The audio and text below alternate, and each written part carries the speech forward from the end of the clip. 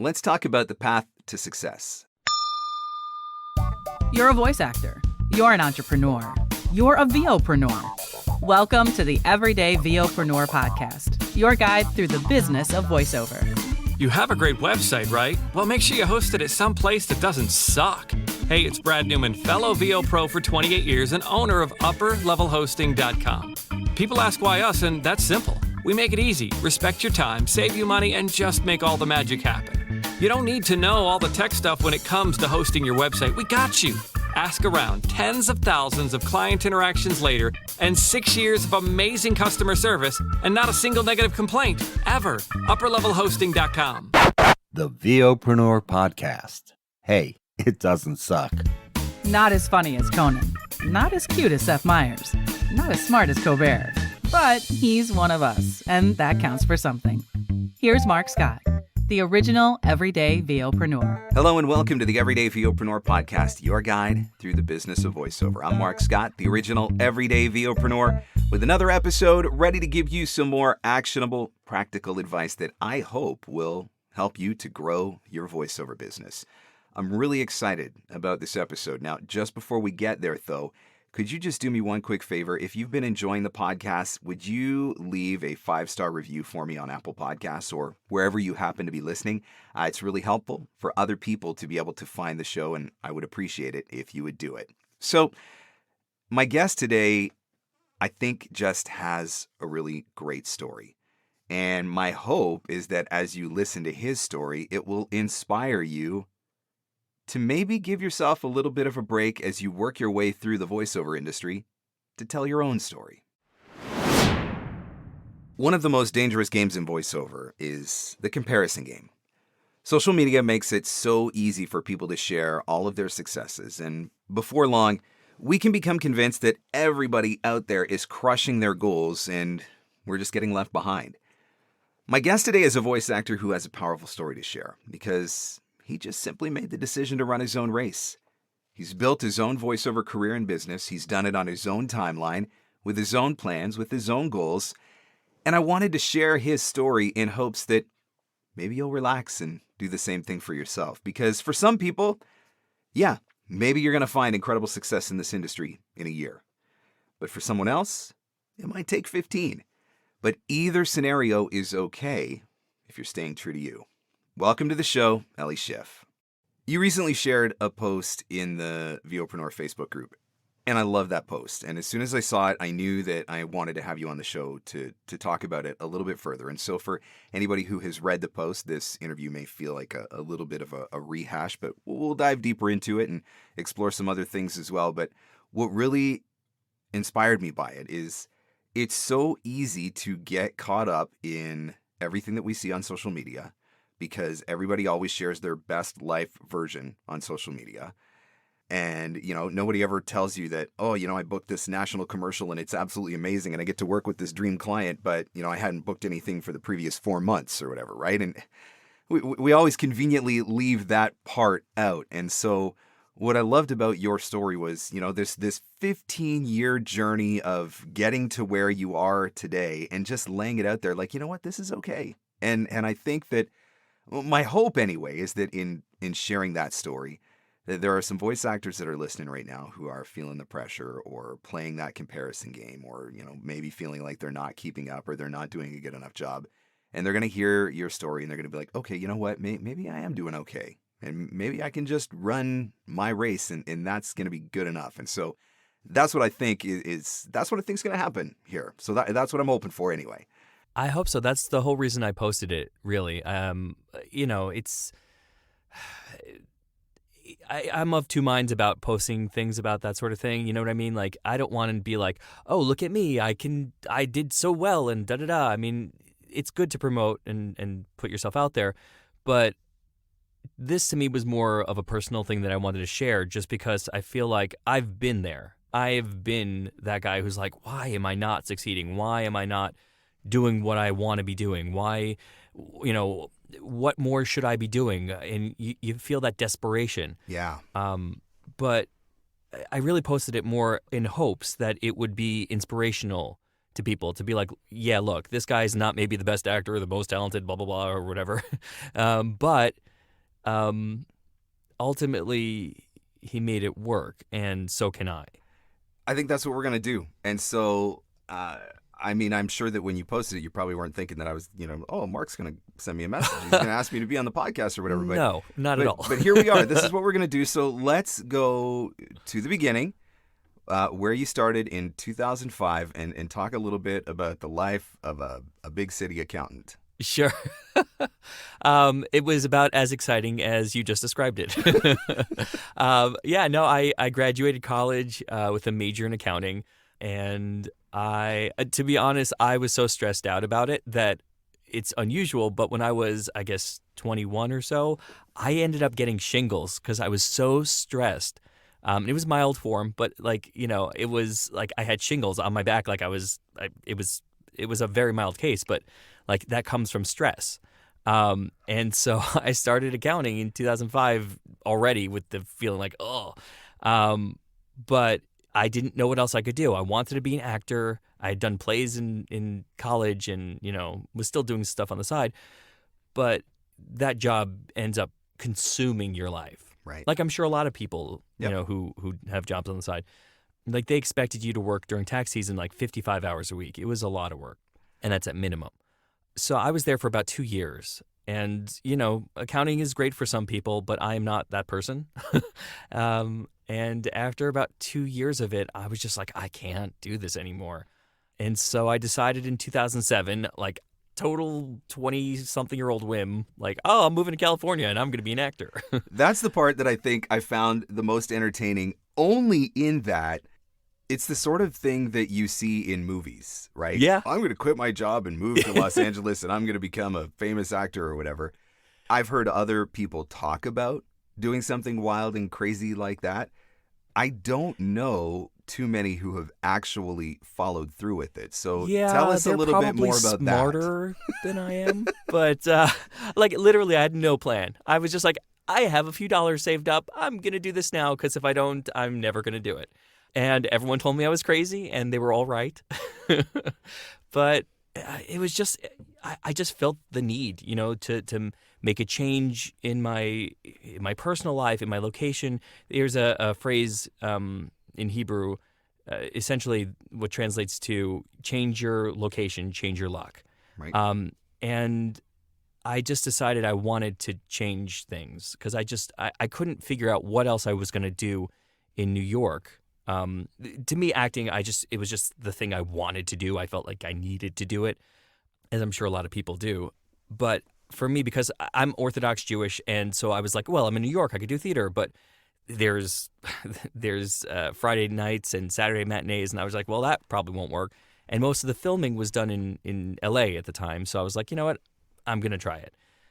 And I had a little bit of money saved up from working, but I also lived in Manhattan, so that ate up quite a lot. I was going to say, you got to make a lot of money in order to have a little money when you're in Manhattan. Oh, for sure. In LA, at the time when I moved out, it was a bit cheaper, but it has gotten pretty comparable to living in Manhattan at this point in LA. So, I moved out there November 2007, around Thanksgiving time, and really had no clue. I started taking some classes here and there, workshops and VO classes, and just kind of getting my feet wet a little bit. But it was definitely rough going. And I started to learn also about marketing because I had no idea about marketing.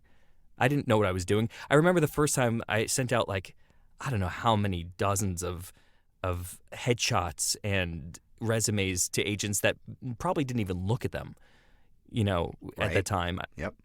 It was a lot of missteps, I guess. Okay. Well, hey, you don't know what you're doing, but at the same time, you're putting yourself out there, so you got to give you credit for that. Well, I mean, once I made the move, I was well, I'm all in. Yeah, absolutely. And then my wife, at the time, who wasn't my wife, her name is Sherry Pear. She's an illustrator and cartoonist, and in 2009, she came out for a cartooning event. They have this big thing called the Rubens every year. It's an awards thing. Kind of like the equivalent of, That's VO and the Voice Actors Awards, the SOVAs. Yep. But for cartooning. So she came out. It happened to have been in LA that year, and we spent a lot of time together and ultimately realized we just had a lot in common. We're both artistic and a lot of the same things. And we dated long distance after that for a little while and got married in 2010. So 2010 brings a wife. Yes. 2012 brings a baby. Prior to that, I'm guessing you're living the bachelor life in LA, and it doesn't really matter like where you, as long as you got a place to sleep and you got some food, right? There's limited responsibility and obligation, which takes I was a little bit working of the pressure off. part-time at this company, kind of like making a little bit of money just to offset some of my expenses, but it certainly wasn't covering all of them. But I didn't really need a whole lot, you know? It was more of just what I needed for acting classes and marketing materials and whatever else at that time, you know, and barely enough to eat. So the wife and baby come, and I'm guessing that changes things dramatically. So talk about how that shifted your priorities, and what did that do to impact the pursuit of your dreams that you are currently doing up until this point? Yeah, it really did make a difference. I mean, when we got married, my wife was working freelance in cartooning, and she was further along in her career. So I decided to kind of find the full-time job, or we decided together that I would find a full-time job. So I was working at a school. I was first the facilities director and then the athletic director, which, if anybody knows me, would when they hear athletic director, they just laugh because I am not a sports guy. But all I had to do was organize it. I didn't have to play it, so it worked out. There you go. That's easy. Yeah. So, but I did that for probably a solid 5 years or so. But while I was doing it, I was taking classes on the side because around the time that my son was born, my wife and I had a discussion because we were like, well, I could continue to pursue on camera, but that was like a lot of driving to things, and I'd have to miss work, and it would take 3 hours between the hour to drive to wherever it was, the hour that you're sitting and waiting at the audition because they never were on time, and then the hour to get back. In that time, I realized I can do 10 voiceover auditions. Yep. You know, so it just seemed a waste of my time, and so I really started to pursue voiceover a lot more. I started taking classes wherever possible, and obviously, you know, finances were what they were. So we kind of had to balance, you know, okay, you can take a class this month, but maybe not next month. Or, you know, maybe we got a holiday bonus, we'll use that towards whatever.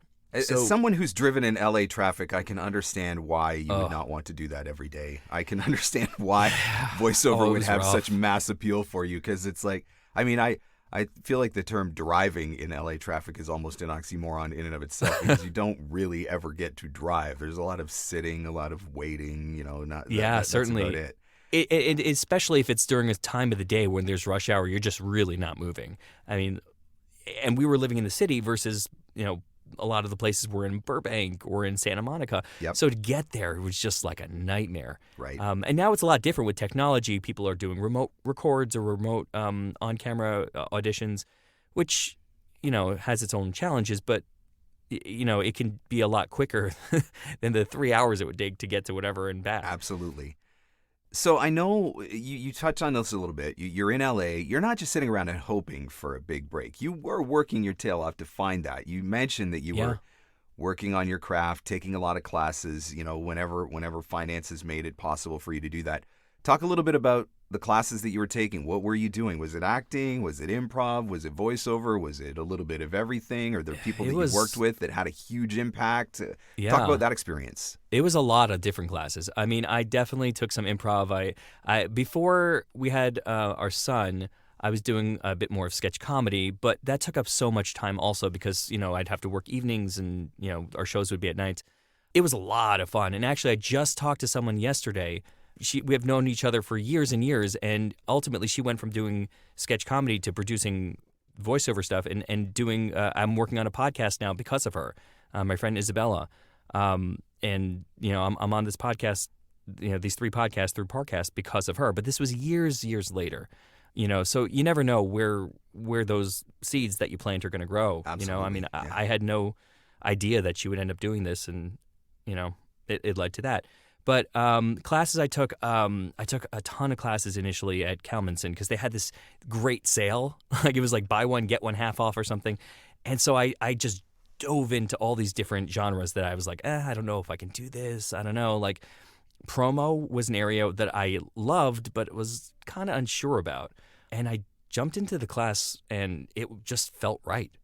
And ultimately, actually last year, I won a couple of Sovas awards for promos that I did. That's awesome. Which was just bonkers to me. Like I was not expecting to be nominated, let alone to win. Like you hope, but yeah, that all came from having tried new things and going to different classes and realizing where your strengths and weaknesses are. But for me, I'm a slow learner. Takes time. So I was going to lots of classes. I went to the Voicecaster, and Voice Tracks had various things, and wherever I can really learn, I would go to I don't know if you know Tim Friedlander. Yep. But he's a great guy. Yeah. And he was having these like $20 workouts out of his place, and I was going to those as often as I could, because not only did I get better from working, but I got better from being around amazing, talented actors. Yeah, that's so important. It's huge. And someone was saying to me earlier about comparing and seeing each other as competition, and I'm like, we aren't. We're mostly, especially in the voiceover world, we're there for each other. We support each other, and you're either right for something or you're not. But that doesn't make you a competition with somebody else, because if you're not right for it, someone else might be. Yep. Yeah, and I think that's a big part of it too, right? Is voiceover is a little bit different from other things. Like we're not all baseball players hitting a baseball, right? Every one of us has our own unique voice. Every one of us has our own unique style. Our own little quirks and idiosyncrasies that we bring to reads and our acting style and all of that. And so we're competition in the sense of, if they're looking for a male voice actor or they're looking for a female voice actor. But outside of that, it's like whatever we bring to the table, everybody brings something unique, and it does make for a totally different experience in the industry. So I'm curious, with all these different classes that you're taking, and one of the things that I love that you said was, just trying everything just to see. Mm-hmm. And I'm a big proponent for, stretching yourself outside of your comfort zone, because otherwise, how do you ever grow, right? If you're always just doing the things that you're comfortable with, how do you experience growth? Yeah. How do you discover new things? So of all of these different classes that you took, was there anything that you look back on now and say, that's one that made a huge difference? And maybe it wasn't even a voiceover related class. Maybe it was an acting class or improv or something. But can you look back and pinpoint and say, man, I'm really glad I had that experience or that training or that course? Gosh, honestly, there would be too many to even list. The biggest thing that I had to kind of adjust my head to was the fact that you can find something amazing to learn at every class. Yeah. I've stopped kind of being like, oh, was I the best in this class? Or, there is no best and worst. Yes, you can be the best version of yourself. But to me, it was like I had to wrap my head around the fact that, okay, maybe you're going to learn something from the person who's giving the class, but maybe you'll pick something amazing up from someone else in the class, or just something that hits you all of a sudden. So I mean, I think I've learned from almost every single teacher something, but a lot of times I've gotten either new techniques or ideas or thoughts.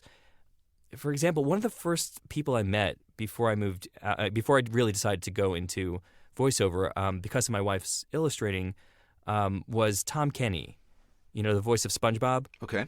And I went to this holiday party. He happened to be there. And I was talking to him. I was like, how did you come up with this voice? And he showed me that he took his hand and he put it by his neck. I wish I could show you what it looks like, but he basically made this like sound by putting his hand by his neck and kind of like shaking it up and down. And I was like, oh, I never thought to use other body parts to come up with this unique noises, these unique noises and sounds. And that to me was mind-blowing. And that wasn't even in a class. So, like, when you hear other people doing things, I remember someone doing an Ed Wynn impression. I was like, oh, that's really cool. I think I could do that. And I've used it before. They're just different things. With promo also, it was one of those things where I was just like, oh, I guess I could imitate what someone else is doing. But when I try to do it, I'm not the in a world guy. It's Right. not me. But I can do those, those young, fun stuff. Yep. So learning by experiencing it and getting a sense of what you're capable of, and learning from everyone around you is so key. At least it was to me. I think that's a big part of it, right? It's this idea that you never ever stop learning. And I think if you look at the most successful voice actors in our industry, the ones that you think are, riding the top of the industry at this point, every one of them is still coaching. Every one of them is still networking. Every one of them is still learning from other people. Every one of them has mentors that they get tips from or have conversations with or whatever. It's and that that's pursuit. huge. Mentors are huge. Yeah. I will say that because there have been people who I've coached with and just friends who have become like really successful who have been willing to who have been really generous with their time. So like if I'm struggling with a certain kind of genre to an audition or something, I'm like, something's off here. Can you take a quick listen? I feel like 99% of the time I can find someone who will be like, yeah, sure, no problem, and give feedback. That's awesome. That's what I'm saying. There's not really competition. There's more of like this camaraderie that comes along with voiceover, and that's really why I love it. One of the things that I absolutely love about voiceover is the freedom and flexibility that comes along with it. And that was a big part of the reason why I made the decision to pursue voiceover full-time in 2012, because I just got tired of everybody else being in charge of my schedule. And I wanted to live life on my terms. I wanted the freedom and flexibility to live life on my terms. And I felt like voiceover gave me that. One of the ways that voiceover gave me that was when I learned how to market myself. Because through my marketing efforts, I was no longer reliant exclusively on outside forces for voiceover work. I wasn't waiting for audition opportunities that fit on online casting sites. I wasn't waiting for my agents to send me opportunities. I was actively out there every single day pursuing my own leads and converting them to my own clients. And so learning to market has been a huge part of my journey and a huge part of what has given me not only success in my business, but also the freedom and flexibility to live life on my terms like I want. If you want to be a more confident and effective marketer, I've created a program that can help you do that. And that program is Voiceover Marketing Playbook. It is out now through January 13th, 2023. This is a step-by-step, easy-to-follow marketing course that is going to teach you how to find your own leads, build your own client base, and become the consistently working voice actor that you want to be. This program can help you on your journey to building the dream voiceover business that you want to have, just like Ellie is doing, building his dream voiceover business. Get the details and sign up at voiceovermarketingplaybook.com. That's voiceovermarketingplaybook.com. Now, back to our show. So, moving on with the story, 2017. Yeah. Another life change. Your wife lands a big job in advertising. I'm assuming she was name dropping you to all of the creative directors. I hope she was anyway. But with your wife having this new big opportunity, how does that change what you're doing, or does it? Yeah, no, it did. I mean, we talked about it for a while because I was working at that point in an office and, wasn't making great money, but, making something. And she was working at a company. She was actually doing the advertising for Red Bull, and so she was doing well. And so we had a conversation. I was like, "Listen, I feel like we can kind of make it work with your salary for now, and I'll build up my business from here slowly." But it was really kind of like one of those things I did when I was 20. I think it was 24 when I moved to LA. It was like, I'm gonna do this now, and no plan, and kind of dumb, but it was like I had much more knowledge than I did. And at that point also I had gotten a few agents, regionals and local, and I was starting to kind of book a little bit here and there, at least more frequently. It wasn't a ton, and it certainly wasn't enough to live on, but also through friends, I was getting referrals to things, and I'd started doing some e-learning, so I made money doing some of that, and I'd get a commercial here and there. So it was like these slow builds, and this is why when you're saying it takes time. I mean, some people get in there and have it, whatever it is, and they kill it. That was not the case for me. It took a while until I found the various avenues that I can go down. And one of the avenues that I've worked a lot in recently has been audio description, which is something that I'd never even heard of until 2019. So, like we talked about earlier, finding your voice, realizing what you're good at and what you fit in and what your personality is good for. Because I tried doing audiobooks, and I am not a great fit for audiobooks. Me neither. God I feel bless you on those that who one. can do it. Yeah, but absolutely. it is not easy work, and I highly respect them, but it is not for me.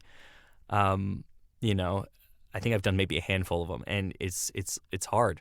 Anyway, my point was just slowly plugging away and building up a client base is really what worked for me. And part of that was taking your course, was just paying attention to what I needed to be doing, how I can find those opportunities around me, and what suits me as a person. Yep. How can I be authentic and also, you know, share what I can do with others. Absolutely.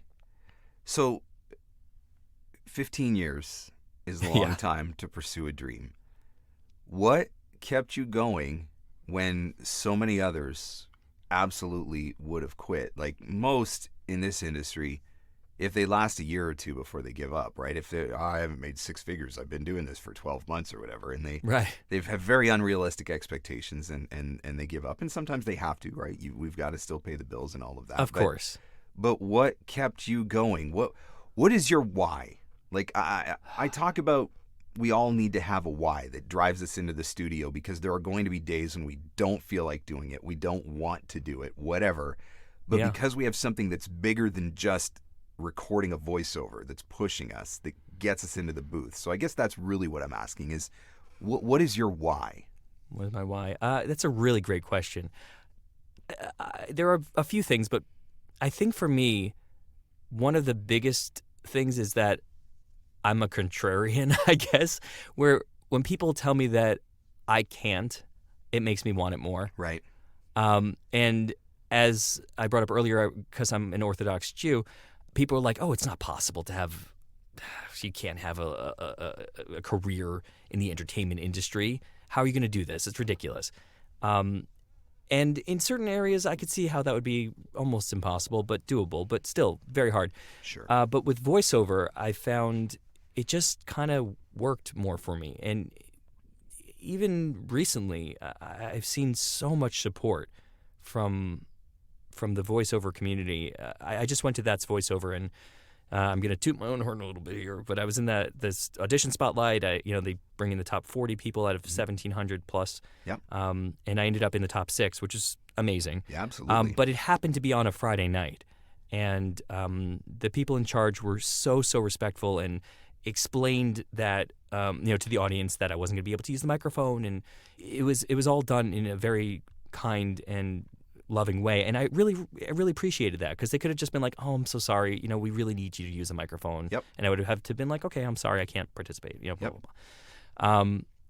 But I think that's been the driving force for me, is people have told me that I can't, and I just wanted to show that I could.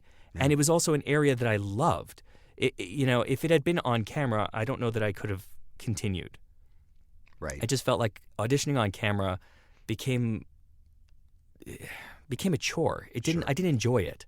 Whereas auditioning in the booth was kind of a joy, especially as I started, because I didn't start with a huge agency and wasn't getting these major auditions. When I would get any audition, I was like, amazing, yes, please, thank you.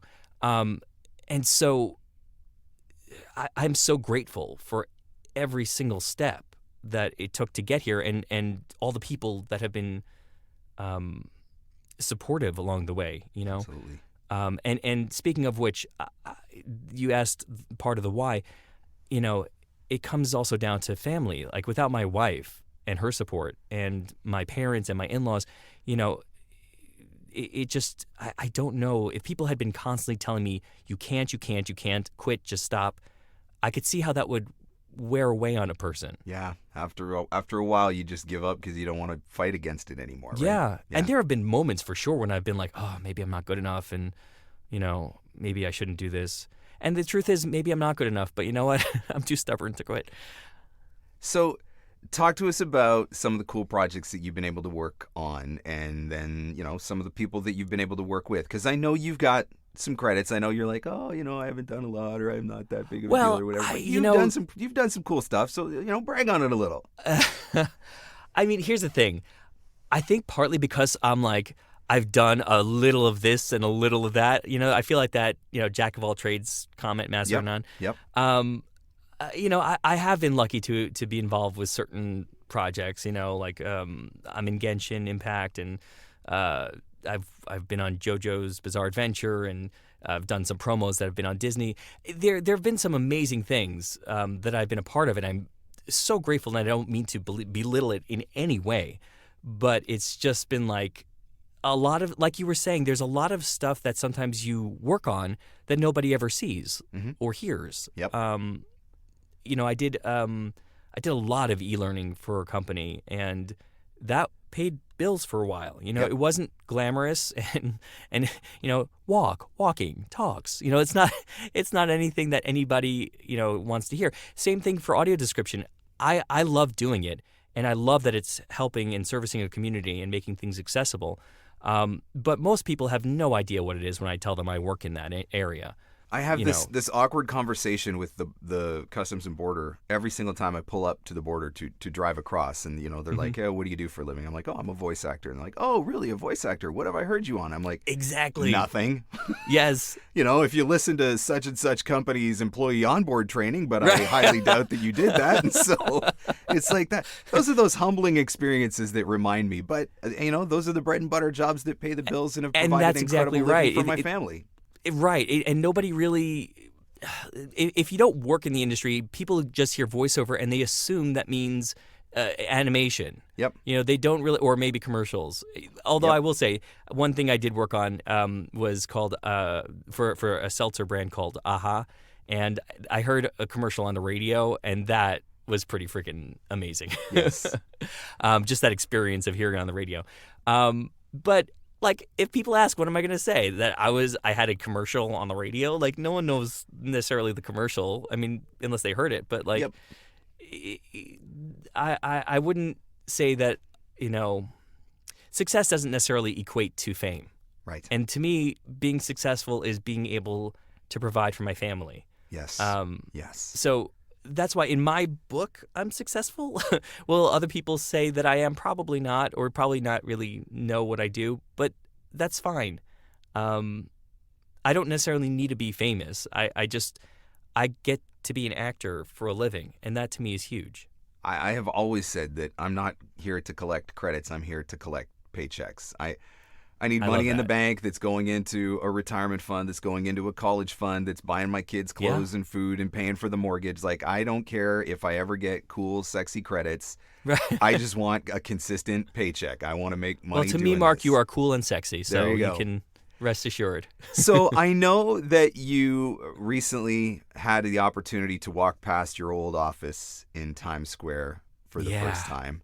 Talk about what that experience felt like. I mean, here you are 15 years later after walking away from the accounting job, going to LA on a whim, doing this crazy thing that most people only talk about doing. And now you get to be back in front of that office building knowing that, I mean, for all intents and purposes, you've made it. You've done it. It's a really, really crazy emotional experience, especially the first time I was in Manhattan. And the first time that I booked a job in a studio in Manhattan. That was just like, I wasn't in full-on tears, but I was close. Yeah. The crazy thing is, in 2017, I want to say, they had the That's Voiceover conference also in Times Square, and I was part of the top 30 promo for that one. I didn't make it to the top 6 that time, but I was there also, and it was also like right around the corner from where my office was. And at that point, I was still struggling, Sure. like to really make ends meet, but I was at the point where I was like, oh, I think I'd just gone full time in the summertime. So, it was already like a big experience just to be in that, near the office and kind of be like, oh wow, this is weird. But yeah, it was kind of mind blowing to go into the city and be like, I'm walking past all these people who are going to Broadway shows to see actors, to people on their phones watching shows. And, in some ways I kind of felt like, oh, this is so cool. I have this little secret. I'm going now into a studio. But, not that the thing I was working on is even going to air anywhere. But it was just cool to be a part of something like that having left such a long time ago and come back and reflecting. And I think to me that's been a big thing, just reflecting on how far I've come. I feel like And again, a big part of it is knowing that not having to wonder too, right? If you could have stayed in your secure accounting job that probably would have provided a pension and health care and, a nice living for your family and all this sort of stuff. But then there'd always be a part of you that's wondering, could I have done it? Could I have made it? For sure. And I have friends who did that, who stayed in their jobs and, they made whatever figures they made and are happy in their homes and all that. And I'm sure they're happy and I wish them well. But to me, it was just, I don't know, in my head, I knew that if I didn't do it, I was going to regret it. I just knew it. Yep. And I didn't want to become that bitter person that hadn't tried. Yep. It's one thing if I had tried and failed and came back. There's no shame in that. Lots of people try and fail, but at least they're trying. Yep. And if you want to be an accountant, that's amazing. Great. Go do that. It wasn't right for me. And I just had to kind of find my way. And so now I feel like I have. I don't feel, again, like that I'm the most successful person or the most talented actor. Believe me, I know way more successful and talented people. But to the point where I feel like I'm on a good path, that's really meant a lot to me. But you're successful to you because Yes. you decided what your definition of success was. You get to decide what success looks like to you. Nobody else gets to dictate that for you. And so now you know exactly what you're doing and how you're pursuing it and you're going after it and you are successful for yourself. And I think that's an important lesson for everybody to learn too, is that there's not one definition of success. There's not one picture of what it's supposed to look like. It's and certainly different not for one everybody. path. So let me ask you one more question because we're talking a little bit about success here, and you've already given me your definition of success, which I love. It's very much in alignment with how I feel about it. I'm curious, what would you say is your secret to success? You've taken this incredible journey from New York to LA. You've pursued this dream. You have turned into a consistently working voice actor. You've got cool credits. You're doing some really awesome things. You've signed with the agents, all of this sort of stuff. What is the secret to success that got you there when you look back on the last 15 years from where you're at today? Wow. I wish there were just like one answer. To me, I feel like it's just being persistent, being the squeaky wheel, really just keeping that enthusiasm and wonder for life.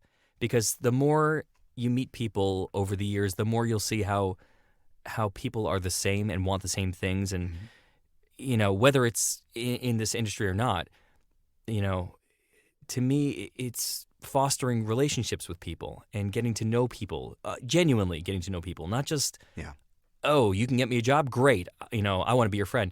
Yeah, sometimes people who are your friends can help you get jobs. And one of the cool things this summer I got to do was I got to work as a casting director on a podcast. So I got to cast a few of my friends in the roles, and that was awesome. Yeah. But, just genuinely wanting to know people and wanting to grow in your craft, I think that's a huge part of it for me. Yeah. Because the more you do, I feel like the more you check off your list, the more you're gonna feel like, oh well, what's next kind of thing. But if you're always trying to grow and to meet new people and to share experiences and help other people, and they'll help you as well, but I feel like that to me is the key. Just really those fostering relationships, plant those seeds and water them. And that to me is the biggest key, I think, to success. I think that's absolutely solid advice. Well, Ellie, this has been great. I'm so grateful for you sharing this story because I genuinely think that there are people that need to hear this, that just need to be reminded that the journey doesn't have to look like somebody else's journey. And if the journey takes 15 years and a cross-country move and a wife that lands a great job that can help you and having that support system that encourages you, whatever it is, it doesn't matter. You did the thing. You had this goal, you had this passion, you went, you did the thing. It's 15 years later, you're looking back on a life well lived with so many great opportunities, continued growth, continued momentum. There's nowhere for you to go but up. I really hope that this story inspires other voice actors that are listening who have compared themselves to people who are walking a different path, walking a different journey, and maybe they're not feeling adequate or not feeling like they're good enough or doing the right thing, or it's taken too long. I mean, there's no such thing if you're staying true to who you are and what your dreams and your goals are. Yeah, I appreciate all that, and I do, I do really feel that if it's something that you love and you really, there are going to be days where you're not going to love everything about it, but sure, if this is an area that you really want to pursue and you really want to go after it, don't give up just because the timing hasn't worked out for you. Right. That's the biggest thing for me. That's the reason why I shared the story in the first place, because I know even a few years ago I was just like, maybe I'm just not good enough. Maybe I'm just not going to make it. And the truth is, like I said, I'm not the best actor in the world. I'm not the best marketer in the world. I just kind of am a pain in the butt and reach out to people because, I care about people. So to me, it's so the sticking with it is really the biggest key for me, I think. And thank you so much for having me. I really appreciate it, and I hope it's helpful to other people. That's really the biggest reason I shared. Yeah, for sure. Now, if somebody wants to look you up online, listen to your demos, maybe get in touch with you, send you a note, say thank you for your story, whatever, how do we find you online? Sure. I'm on all the socials, but my website is ElliotSchiff.com, 2 L's, 1 T. Okay. And you can find me on Facebook or Twitter or Instagram. And I'm always happy to chat with people. On those, I think I'm Elliot Schiff or something to that effect. Ellie is E-L-I, in case that's helpful. I'm always down to help others. So if you've been going down this path and you feel like, oh gosh, what do I do? We can chat and maybe come up with some ideas. I'm happy to help. Right on. I will put those links to the website, social media in the show notes as well, so you'll be able to find those wherever you're listening to the podcast. Just check the show notes. They'll all be there. Ellie, thank you for your time. Thank you for your story, and thank you for the inspiration. I truly do appreciate it. Really, my pleasure. Thank you. 1 year, 5 years, 3 years, 15 years, it doesn't matter. There's no one right way to success in voiceover. There's not one single definition of success in voiceover. And that's probably one of my favorite things about this industry is that we all get to define these things for ourselves. You get to decide what success looks like for you. You get to decide how you plot a path to that success. You get to decide the steps you take and the steps you don't. Yeah, there are people out there who will help you along the way, who will give you advice, who will point you in a direction, but ultimately, you get to decide, and that is exactly what Ellie did. He has just been working away at his own pace, doing his own thing, and it's paying off. And he's getting there, and he's getting some incredible opportunities. And I really do hope that you have been inspired and that you have been encouraged by his story.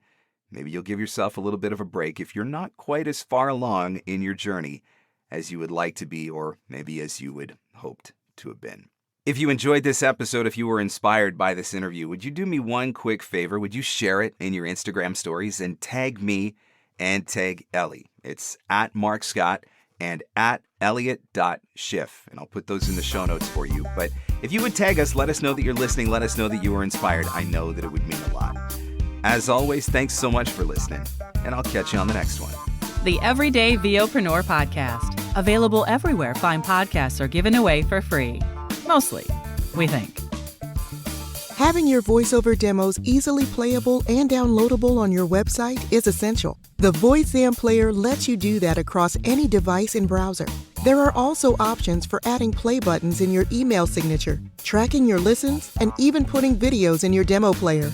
Sign up now at voicezam.com/Mark Scott and receive an instant $25 credit. For full details and to claim this offer, visit voicezam.com/Mark Scott. And scene. And that's a wrap. Thanks for hanging in. Thanks for hanging out. Want more VOpreneur goodness? Jump online at VOPRENEUR.com.